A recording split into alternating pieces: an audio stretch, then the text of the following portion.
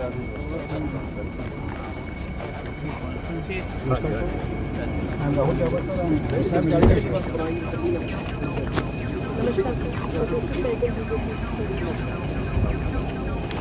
पीछे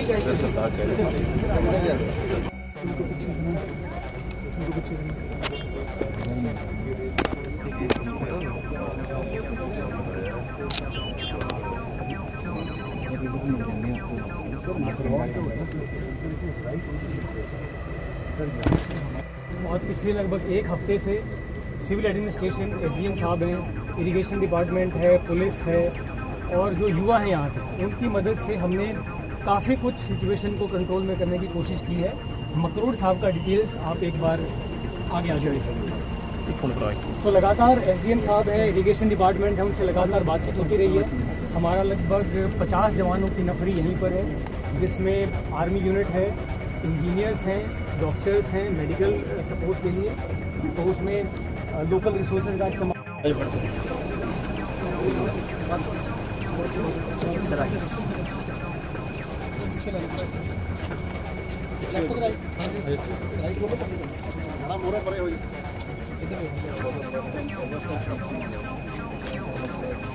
आगे सर अरे हरविंदर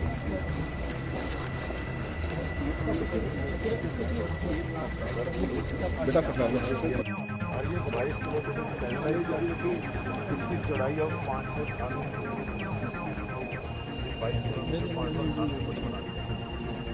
अब ये 598 फुट में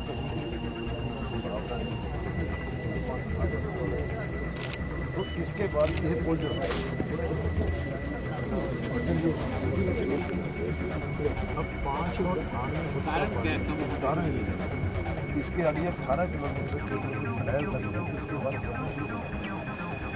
इसका डिस्प्यूट के साथ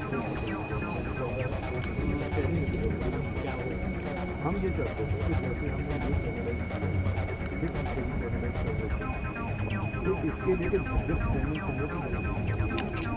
फिगर स्टैंडिंग ये चौड़ा इसे हमें उसी समय राहत पहुँच गई। ये 16 फुट चौड़ा मान जो है इसकी वजह से वो मामला ठीक है। और पूरे एडमिनिस्ट्रेशन की भगवान की कृपा और लोगों के साथ से मैं ये कह सकता हूँ कि पिछले 12 दिन से खतरे के निशान से ऊपर बढ़ गए। 748 हमारा खतरे का निशान और 750 और कहीं कोई सब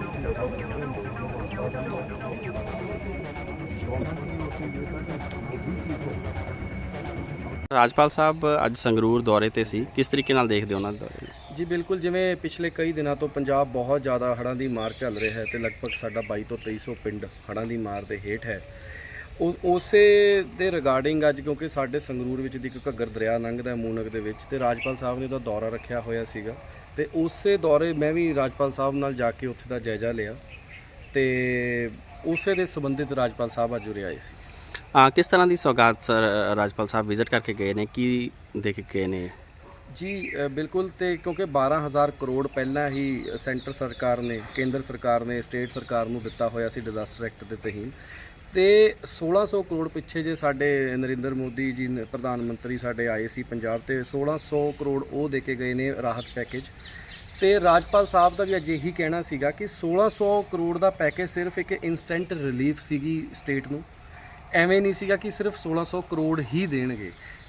ਜੋ ਵੀ ਪ੍ਰਸ਼ਾਸਨ ਉਹਨਾਂ ਨੂੰ ਬਣਾ ਕੇ ਦੇਗਾ ਡਾਟਾ ਪੂਰਾ, ਜੋ ਵੀ ਰਿਕੁਆਇਰਮੈਂਟ ਹੋਊਗੀ, ਜੋ ਵੀ ਲੋਕਾਂ ਦੀਆਂ ਮੰਗਾਂ ਹੋਣਗੀਆਂ ਜਾਂ ਜੋ ਵੀ ਲੋਕ ਦਾ ਨੁਕਸਾਨ ਹੋਊ, ਕੇਂਦਰ ਸਰਕਾਰ ਉਹਦੀ ਪੂਰੀ ਭਰਪਾਈ ਕਰੇਗੀ ਤੇ ਕੇਂਦਰ ਸਰਕਾਰ ਹਮੇਸ਼ਾ ਪੰਜਾਬ ਨਾਲ ਮੋਢਾ ਲਾ ਕੇ ਖੜੇਗੀ।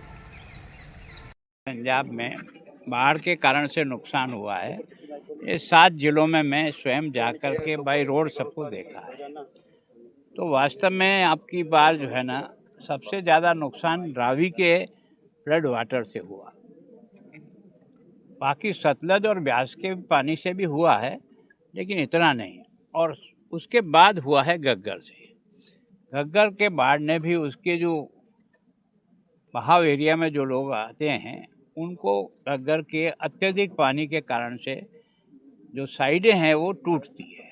उसको सुरक्षित करना के बिना पानी का फैलाव हो जाएगा, तो यहाँ लोगों ने और प्रशासन ने मिल करके उसकी साइडें नहीं टूटे ताकि लोगों का पानी के बहाव में उनकी खेती और घर नहीं आए। तो उसके लिए उन्होंने बहुत ही मुस्तैदी के साथ काम किया, जिसके कारण से संगरूर जो है वो फ्लड से इतना इफेक्टेड नहीं हुआ जितने बाकी जगह से हुआ है। फिर भी है या 6-7 हज़ार हेक्टेयर में तो पानी का भराव अभी भी है, आज की तारीख में भी है। लेकिन क्या है कि आर्मी ने भी, यहाँ की लोकल जो है लोगों ने और प्रशासन ने मिल कर के इसको एक सामूहिक मैनेजमेंट जिस ढंग से किया, उसके कारण से जनहानि केवल एक व्यक्ति की हुई है यहाँ, और वो भी मकान के गिर जाने के कारण से, बहाव के कारण से नहीं हुई।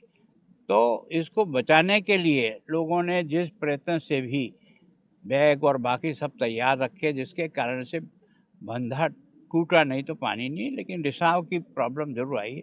पर जैसा मंत्री गोयल साहब ने बताया कि ये पिछले 35 साल से इस समस्या का दोनों राज्य जो है ना अपने अपने पक्ष को रख रहे हैं, लेकिन नुकसान दोनों को ही हो रहा है।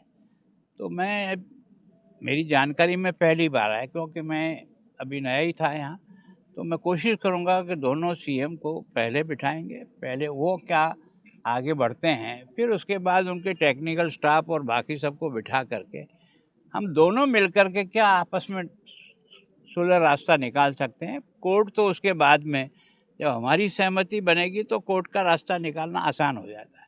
जब हमारी सहमति नहीं बनती है तो कोर्ट में केवल पेशियाँ बदलती रहती है, निर्णय पर कुछ बनता नहीं है। तो प्रयत्न तो करेंगे, अब सफलता देना न देना ये ईश्वर के हाथ है, लेकिन कोशिश करेंगे कि किसी तरह से आपस में बैठ करके इसको सुलझाए, ताकि स्थायी इसका कोई तो भी हल हो सके। सर, अगर प्रयत्न कामयाब होते हैं, कहीं ना कहीं जो जनता है, जो लोग हैं वहाँ पे, देखो, इस जनता के आशीर्वाद से प्रयत्न करना हमारा दायित्व है, हमारी कोई इनके ऊपर मेहरबानी नहीं है, हम इनका ही अन्न खाते हैं। तो हमारी जिम्मेदारी है कि हम जनता को कैसे मदद करें। तो देखो, इन सब का आशीर्वाद होगा, ईश्वर का भी आशीर्वाद रहेगा, कोशिश करना और कोशिश के बाद कुछ परिणाम निकलेगा, ऐसा मेरा विश्वास है। पंजाब लेवल पे आपको रिपोर्ट आई है कि पंजाब गवर्नमेंट ने फंड यूज नहीं किया एसडीआरएफ के। देखो, मैं सोचता हूँ कि जो एजी की रिपोर्ट होती है उसको न तो मैं चैलेंज करता हूँ न कुछ नहीं। अगर किसी विषय में है तो सरकार ज़रूर अपने विषय को रखेगी। बाकी एजी की रिपोर्ट जो आई है उसके कारण से जो बात उन्होंने की है, सामान्यतः मैं भी आपदा राहत मंत्री रहा हूँ राजस्थान का, पूरे 5 साल तक रहा हूँ।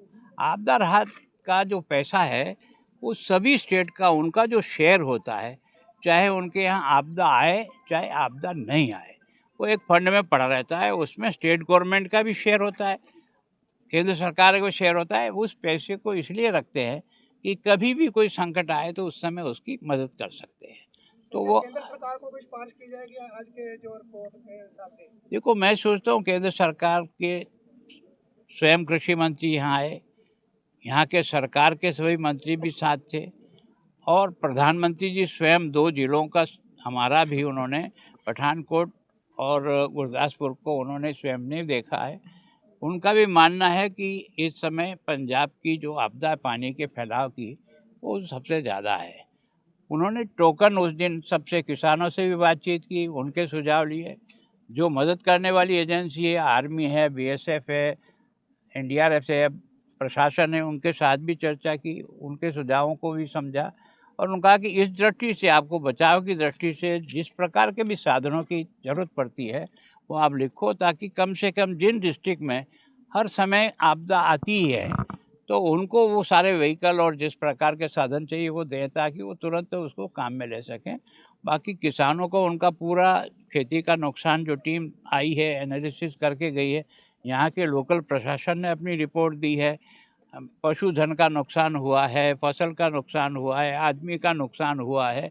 और अब जो आएगा कि बीमारी के लिए जिस प्रकार का काम करना पड़ेगा प्रशासन को, जो तुरंत मदद करनी पड़ेगी, उन सब बातों को ध्यान में रख करके वो जो 1600 करोड़ रुपया उसके लिए, वो तो तुरंत एक बार मैनेजमेंट यहाँ का जो आप कर रहे हो आपदा का उसको अच्छे ढंग से कर सको, तो उसके पास वो मदद मिलेगी। 1600 करोड़ को लेकर काफी चर्चा चल रही है कि आपको लगता है कि पंजाब में जो नुकसान हुआ है वो 1600 करोड़ से उसकी भरपाई हो सकती नहीं है? नहीं, वो तो या और फंड की जरूरत पड़ेगी? वो स्वयं ही मान रहे हैं भाई।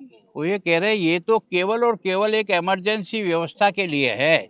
उसके बाद जो नुकसान हुआ उसकी एनालिसिस होने के बाद जो भी अधिक से अधिक हम कर सकते हैं वो करेंगे, और ऐसे ही करते हैं हर राज्य को। आपके मुताबिक कितना नुकसान जो मैं पंजाब को है, मैं आपने एकदम analysis किया आंकलन होगा, नहीं आपने कर रिपोर्ट सकता दी जब होगी तक कितना? रिपोर्ट नहीं आवे।